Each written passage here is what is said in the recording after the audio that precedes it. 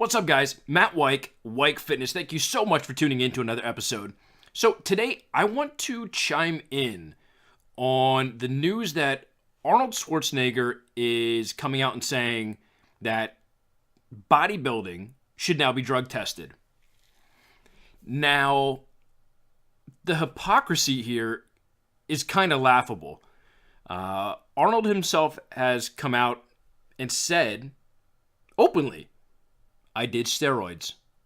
So the fact that somebody who took steroids that helped them win, that helped them propel their career, all of a sudden thinks, maybe it's not so good, we should drug test. Now, right off the bat, I want to say this. I don't see the IFBB ever drug testing athletes. Let me tell you why. If you go to any natural bodybuilding show, look at the turnout. There's not a lot of people there. There's not a lot of ticket sales. There's not a lot of butts in seats. And the people that do go are family, friends, maybe some acquaintances, people that they know at the gym. It's just not big. So for Arnold to think that a professional organization that, quite frankly, has had, performance-enhancing drug, almost abuse in it for decades, I don't see that happening. And how would you even do that? I mean, obviously bodybuilders, you can say, oh, well, they're using performance-enhancing drugs. Yeah, okay, valid point. But what a lot of people might not know is that there are some bikini competitors that are using performance-enhancing drugs, to help them get lean. If you look at any show, you're looking at like 30 bikini competitors. It's absurd. And with all these new divisions that are opening up, there's absolutely positively no way that you can go out and enforce a drug policy and testing. How are you going to do that? That's going to be so expensive. The IFBB, they're not looking to spend money on something like that. They're looking to make money. That's why they keep opening up all these divisions. If you think it's because they're giving the athletes a better platform, you're only joking yourself. They know there's money to be made in this. So promoters, they want more sales. They want more people competing. It brings them more money. So for Arnold to say, steroid abuse, performance-enhancing drug abuse is getting out of hand and it should be tested, it's simply not going to happen. Can you imagine seeing a much smaller version of a Phil Heath? Look, I'm not, and I'm using Phil as an example. I've known Phil for a long time, back when he was one of our athletes at Metrex. And I'm just kind of using him as a placeholder. Where would Phil be today if he didn't get a little help? Yes, genetically, he's a freak. But where would Phil be today without performance-enhancing drugs? Some people brought up Sean Roden, like, oh, this is the new direction of bodybuilding. We're going for the smaller look. We're going for the tighter look, the more mainstream type of look. Who the hell are you kidding? Have you ever stood next to Sean Roden, even when he's in shape at, like, the Olympia? That is a big dude. You might look up on stage and put him next to somebody like a Phil Heath and go, man, that's a lot smaller, quotes, physique. Yeah, okay. He's more conditioned. He's got a smaller waist. Phil's a big dude. When you put Phil on stage, he's one of the biggest guys that are out there. You take away some of the performance-enhancing drugs. And listen, if you look back 5 years, even 10 years, I think the drug abuse in the sport was even worse during that era. And I say that because look at all the competitors that were on the stage. Yes, I mean, you had the Ronnie Colemans, you had Jay Cutlers, but you also had guys like Marcus Rule. I mean, if you look at a lot of these guys, they were just mass freaks. They didn't have the aesthetics that somebody like a Sean Roden, Mr. Olympia, has. I'm not saying it's good, bad, or indifferent. It's just the sport is evolving. So I think we went, and I think bodybuilding as a whole, as it evolves, it comes in waves. So the first wave is, everyone wants to be as diced and as shredded as possible. And then it starts, dipping back down. And then the next wave that comes up, it's all the mass freaks. And then it's going to dip back down. And then all of a sudden it's going to be the conditioning is going to be the thing. And that's where we are right now. I like the direction that bodybuilding is going. Is there drug abuse today? Absolutely. Is it as bad as it was years ago? I don't think so. I mean, you're looking at guys who, again, I hate using actual people as an example, but in a sense, I'm also giving this guy props. Look at Rully Winkler, okay?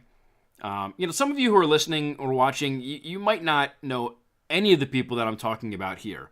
And that's okay. Feel free to Google them. You'll see tons of pictures, tons of information. At one point, Rully Winkler was one of the biggest competitors on the stage. Also, he had one of the worst guts on the stage. And as a fan, as a journalist of the sport, I guess you could say, we hammered him. Look, you can be the biggest guy on stage. That's awesome. But you better bring the conditioning, because if you're one big blob up on stage, it's not a good look. And Rully Winkler was always one of those guys who, he was a wild card. You never knew how he was going to come into a show. Is he going to be the water buffalo Rully Winkler, who comes in just bloated, looks terrible, but he's just ginormous? Or is he going to come in a little bit smaller and tighter and look a lot better? Whichever side of the spectrum that Rully was on, he always had a gut. Some people called him, the bubble gut guy. In almost every page, you could see his stomach. And I know it's played out, but it's almost like he was pregnant. He had a huge gut. I mean, don't get me wrong. He had abs for days. Even his gut had abs on them. I mean, you could definitively see every single abdominal muscle. But he had this gut. Now, Rully sat down, re-strategized, worked on it in the offseason, came back. I thought this year was one of the best years that Rully has had. And I'm going to say from mid to now of what was 2018 to 2019, Rully hit a freaking vacuum on stage. Guest posing. I mean, we're now seeing guys who, they had a bubble gut. It was just huge, working on tightening things. Did the stomach have something to do with the performance-enhancing drugs? Look, I'm not here to debate that. That's not the topic that we're going to talk about. Maybe it's something that we'll talk about in another episode. Quite frankly, I don't think a lot of people really care, so that's why I'm just kind of rolling over it. But the fact of the matter is, he came into 2018, 2019 with an amazing look. an amazingly tight midsection, which we have never seen on Ruly Winkler. Can you imagine Phil Heath hitting a vacuum on stage, assuming that he can tighten his waistline, which quite honestly has grown over the years as he's put on the size, which I guess you can expect, but I would still like to see him bring in his waist. But can you imagine Phil standing next to everybody else and hitting a vacuum pose at the Olympia? One of the main reasons and one of the main things that everybody talks about with Phil Heath is his stomach. It's hard to knock him anywhere else. I mean, you talk about the guy's chest, he brings his chest up. You talk about the guy's back, he brings his back up. He really doesn't have any weak points other than, I guess you could say, his abs, which hopefully he's had multiple surgeries now for hernias. So I'm hoping that everything is fixed now, and maybe he can work on that a little bit more, tighten that midsection. But look at guys like Sean Roden. When they're in season, when it's contest prep, they're up on that Olympia stage. They're in shape. They're diced. They got the small waist. They're shredded. I mean, you can see the fibers of every single muscle when they hit a shot. And that's drastically different from 5 and 10 years ago. So while I agree with somewhat of what Arnold said, that the performance-enhancing drug abuse in the sport is getting out of hand, I agree with that to some extent. But at the same time, the physiques are better. I would say over the last 3 years, the physiques have evolved and improved drastically. Jay Cutler is probably one of my all-time favorite bodybuilders. And I believe that when Jay lost the Olympia to Phil, and Phil's reign kind of began, it started to set the tone. Phil was a little bit more conditioned than Jay. Jay was still big, somewhat blocky. You know, he had that blocky midsection. There's really not much that Jay could have done to improve that, at that stage in his career. When Phil took it over, you started to see the conditioning come into play a little bit more. And you can even look at how things have been trending at the Arnold Classic when you have guys like Cedric McMillan winning. Look, Cedric's a big dude, but, when he stood next to some of the other mass monsters, he went up against Kai Green and won. Yeah, obviously, Kai, is one of those competitors who anytime he steps on stage, he can win. Today, who knows what he could do on stage? Who knows what he would have accomplished if he would have stayed competing instead of walking away, several years ago. But I think bodybuilding as a sport is trending in the right direction these days. So I'm going to disagree with what Arnold said completely, because I don't think the drug abuse is as bad. Not that, it's not up there. I mean, it's not, you're not comparing them to a tennis player. That comparison would be like, yes, they're abusing performance-enhancing drugs. But let's be real. Let's not be naive and think that professional athletes aren't using similar performance-enhancing drugs. You look at some of the NFL players today. Yeah, that's not natural. If you look at some of the NBA players today, yeah, that's not natural. So, let's call a spade and say out of all professional sports, bodybuilding is obviously the most, air quotes again, abusive of performance-enhancing drug, but that's the nature of the sport. You're being judged on your physique. What do performance-enhancing drugs really do? They help enhance your physique. Do they have other benefits, strength and stuff like that, which is why, a lot of these professional athletes are using it. It's a better recovery. Absolutely. That's why you see it in places like the NFL and the NBA. A lot of people might be saying, wow, you're calling out all these big associations, these big leagues. Yeah, absolutely. Because I'm not going to sit here and sugarcoat it and think that those athletes are squeaky clean, because they're not. It's just they're not getting caught. But in the same light, if the NFL enforced a fully transparent performance-enhancing drug policy where all athletes were getting tested, you would see most of the NFL disappear. That's just how it is. And the same thing is going to happen with bodybuilding. If you drug test these athletes, which for one, again, it's going to be super expensive and it's going to dilute, the field. There aren't going to be as many competitors at that point. I mean, you can look at some of the competitors who were overseas competing when they did drug tests and they got nailed for it, left those organizations, came over here to America to join the IFBB Pro League. It's how the sport has evolved. Right, wrong, or indifferent, that's the nature of bodybuilding. And when I say bodybuilding, I'm going to use that as an umbrella.